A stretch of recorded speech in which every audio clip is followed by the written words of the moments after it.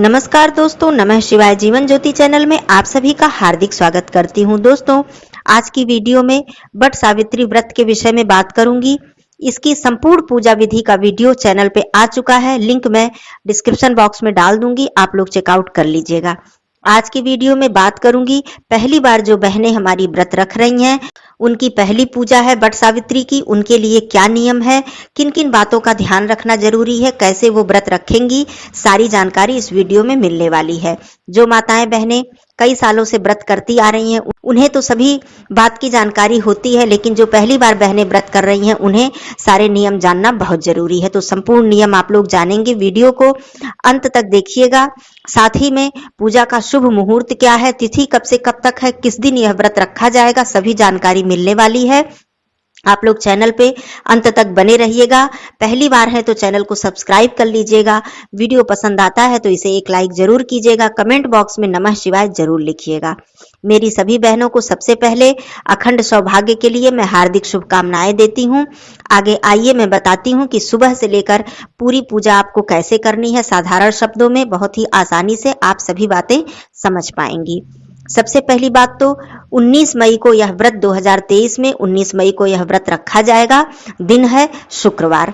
तिथि शुरू हो जाएगी 18 मई को रात्रि में 9:42 से और इसका समापन होगा 19 मई को रात्रि में 9:22 पर, अर्थात अमावस्या तिथि संपूर्ण हमें प्राप्त हो रही है। पूजन का जो शुभ समय है वो होगा 19 मई को प्रातः 7:19 से लेकर 10:42 तक। इतने समय के बीच में आप लोग वट वृक्ष की पूजा अवश्य ही कर लीजिएगा, यह शुभ समय है। और जो भी बहनें हमारी पहली बार व्रत रख रही हैं, वो सभी नियम को जान लें कैसे क्या करना है। सुबह आप लोग ब्रह्म मुहूर्त में इस दिन उठ जाइएगा। अपने नित्य कर्म से निवृत्त होकर स्नान आदि करके जो आपकी दैनिक पूजा है, घर की पूजा, वो आप कर लीजिएगा आराम से। करने के बाद आप तैयार हो जाइएगा। सबसे पहली बात तो आप बिल्कुल अच्छी तरह से सज संवर के तैयार हो जाइएगा। 16 श्रृंगार कर लीजिएगा। जितने भी आपके जेवर हैं, गहने हैं, आप लोग शौक से पूरा पहन लीजिएगा। मांग भर के सिंधौरा से आप लोग सिंदूर लगा लीजिएगा। सबसे बड़ी बात कि वट सावित्री व्रत की पूजा में अपने सिंघौरा से सिंदूर लगाया जाता है।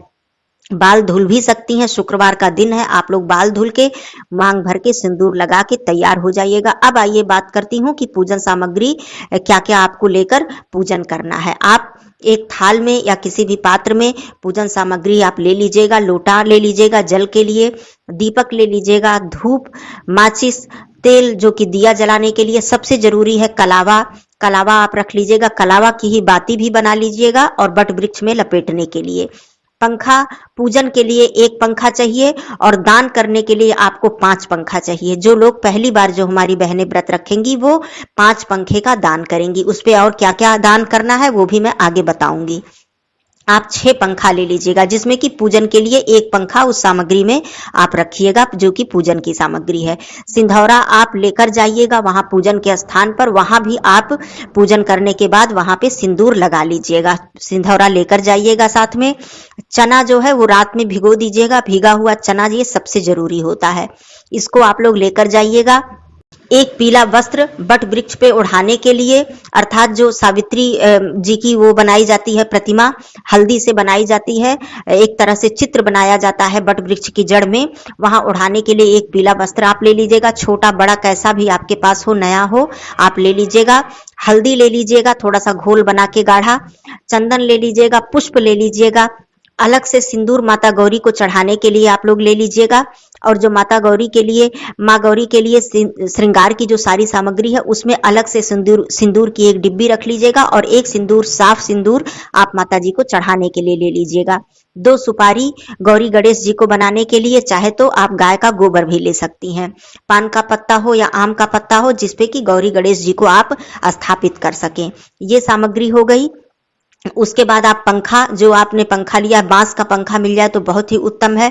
वैसे पहली बार का व्रत है, बांस के पंखे से ही पूजन कीजिएगा। हमेशा बांस के पंखे से पूजन किया जाता है, लेकिन कहीं कहीं समस्या हो जाती है, नहीं मिल पाता है, तो आप देखिएगा कोई भी हाथ का अन्य पंखा हो बना हुआ किसी भी तरह का तो आप ले सकती हैं, लेकिन बांस का मिल जाए तो बहुत ही अच्छी बात है।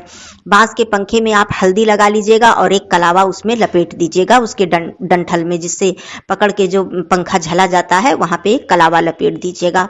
पूरा सामग्री और माँ गौरी को चढ़ाने के लिए आप जो भी सामग्री लेना चाहें, श्रृंगार की सामग्री, वस्त्र, इसमें कोई भी बाधा नहीं है। जितनी आप ले सके, जो भी आपकी शक्ति सामर्थ्य हो आप ले लीजिएगा। नहीं कुछ ज्यादा है तो आप सिंदूर, बिंदी, चूड़ी, आलता, ये सारी सामग्री रख लीजिएगा। एक छोटा कोई वस्त्र आपके पास हो, माँ गौरी जी को अर्पित करने के लिए ले लीजिएगा। ये सारी सामग्री हो गई। अब आती है मुख्य सामग्री की बात।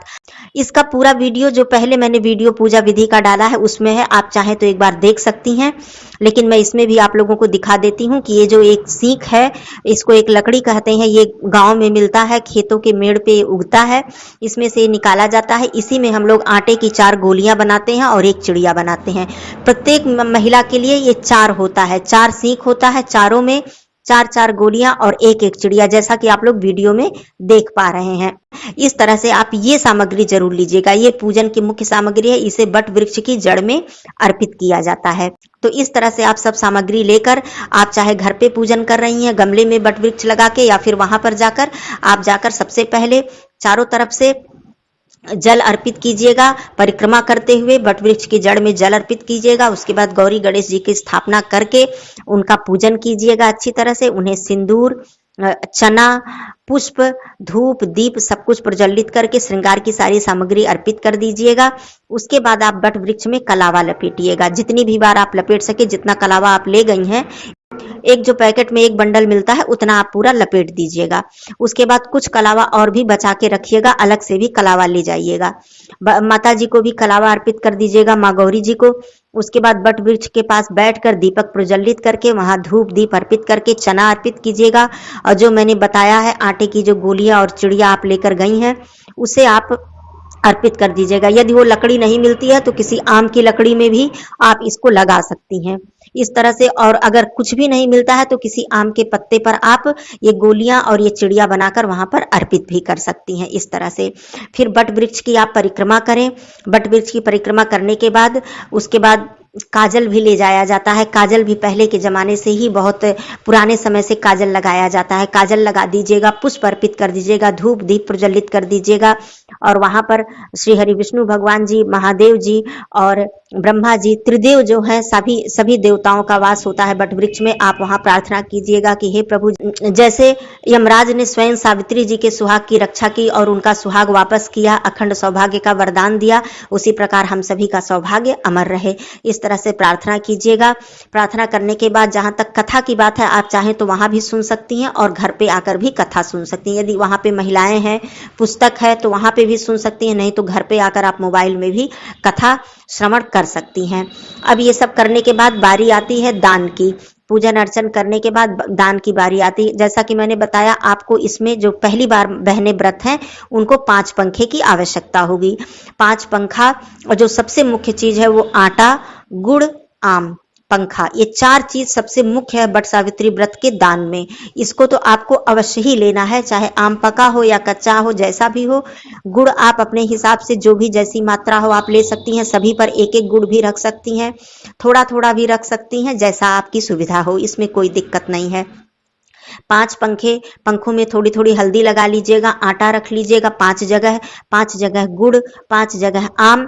और उसके बाद पूरी सामग्री श्रृंगार की, जिसमें कि सबसे पहले वस्त्र। मान लीजिए आपके पास 5 साड़ियां नहीं है, आप 5 साड़ी दान नहीं कर पा रही हैं, अगर करती हैं तो ठीक है, नहीं तो 1 साड़ी रख लीजिएगा। और बाकी 4 पंखों के पास आप कोई भी वस्त्र, जैसे ब्लाउज का ही पीस होता है, या फिर कोई दुपट्टा ही हो गया, चुन्नी हो गई, रुमाल ही हो गया, लाल पीला हरा, इस तरह से रंग बिरंगा, तो 5 वस्त्र कर लीजिएगा। अगर 5 साड़ियां कर पाती हैं तो और भी अच्छी बात है, नहीं तो आप 1 साड़ी 4 ब्लाउज भी ऐसे भी कर सकती हैं अपने हिसाब से। और सब पर श्रृंगार की सामग्री रख लीजिएगा। मान लीजिए कि बहुत अधिक श्रृंगार की सामग्री आप नहीं रख पा रही हैं, तो एक पे संपूर्ण श्रृंगार की सामग्री रख दीजिएगा और बाकी पे सिंदूर, बिंदी, चूड़ी, आलता, ये सब आप रख दीजिएगा। कहने का मतलब 5 स्थान पे आपको सारी व्यवस्था करके आपको इस दिन दान करना है। तो इस तरह से आप दान कर दीजिएगा। अभी तक आपको जल ग्रहण नहीं करना है जब तक कि आपका दान और पूजन संपूर्ण ना हो जाए। जब आपने दान कर दिया, उसके बाद आपको जल कैसे ग्रहण करना है भी आप वीडियो में देख सकते हैं कि ये बट वृक्ष की एक डाल है। इसका जो ऊपर का फल है, छोटा सा फल, इसी फल को तोड़कर और चने की जो दाल है, जो चना आपने भिगोया है उसको, खड़ा चना नहीं, चने को बीच में से तोड़ लीजिएगा, जो दाल अलग अलग निकलेगी उसका दाल का एक टुकड़ा ले लीजिएगा, एक दाल ले लीजिएगा। और ये जो बट का ये फल है छोटा सा, इसको छोड़कर तोड़कर छोटा सा टुकड़ा, आप जैसे निगला जाता है इसको चबाकर आपको नहीं खाना है, निगल के आप जल ग्रहण कर लीजिएगा। ये सबसे पहला है वस्तु, पहली इसी को खाकर जल ग्रहण किया जाता है। फिर आप अपने जितने भी घर में बड़े बुजुर्ग हैं उनका चरण स्पर्श करके आशीर्वाद लीजिएगा, घर पे भी माता गौरी जी से आशीर्वाद ले लीजिएगा। इसके बाद अब आप जलपान कर सकती हैं। अब व्रत के विषय में मैं बता दूं, नियम अलग अलग नियम है दोस्तों, सभी जगह का अलग अलग नियम है। कहीं कहीं सभी लोग केवल मीठा फलाहार करके व्रत रखती हैं और एक समय सूर्यास्त से पहले, दिन डूबने से पहले गुड़म जो होता है, आप सभी लोग जानते होंगे, बट जो ये बरसाइत का व्रत है जिसको कि बट सावित्री कहते हैं या बरसाइत कहते हैं, इस व्रत में सबसे जो मुख्य भोजन है वो गुड़म है, जिसको कि आटा, गुड़ या चीनी बहुत लोग डालते हैं, आम और दूध मिलाकर बनाया जाता है। ये सभी लोग माताएं बहनें जानती होंगी। इसको खाकर, इसके साथ पूड़ी या रोटी, इसी एक भोजन को खाकर व्रत रखा जाता है और बाकी समय फलाहार और जलपान वगैरह किया जाता है। इस तरह से व्रत रखा जाता है। बहुत से जगहों पे पूजन करने के बाद गुड़म और पूड़ी या गुड़म और रोटी खाने के बाद वो बाद में अगले मतलब दूसरे टाइम रात्रि में संपूर्ण भोजन करते हैं, जिसमें कि लहसुन प्याज नहीं होता है। ऐसा भी व्रत रखा जाता है। तीसरा नियम है, बहुत लोग कटहल की सब्जी, गुड़म और पूड़ी या रोटी खाकर व्रत रखते हैं, एक समय केवल भोजन करते हैं वो संध्या से पहले।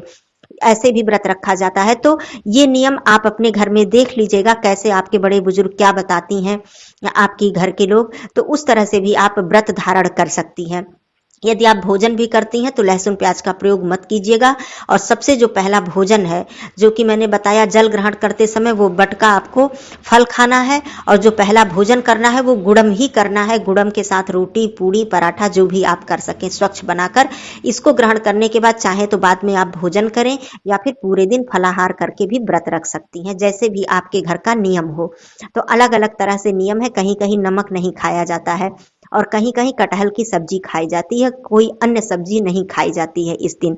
तो ये नियम था, तो ये आप देख लीजिएगा। बाकी जो दान और पूजन का पहली बार का नियम है, ये मैंने बताया। श्रृंगार पूरा आप कर लीजिएगा, पूरी मांग भर के सिंदूर लगाकर पूरे 16 श्रृंगार करके अपने ससुराल के तरफ की साड़ी आप पहन सकती हैं। मायके का भी पहना जाता है, लेकिन पहली बरसाइत है तो इस व्रत में पहली बार में ससुराल के तरफ की साड़ी पहनना, खास करके आप विवाह के समय की साड़ी, जिसको पहन के आपका विवाह हुआ है, जिसको पहन के आपकी विदाई हुई है, जो चुंदरी होती है शादी की, ये सब पहन के भी पूजन किया जाता है, बहुत ही शुभ होता है।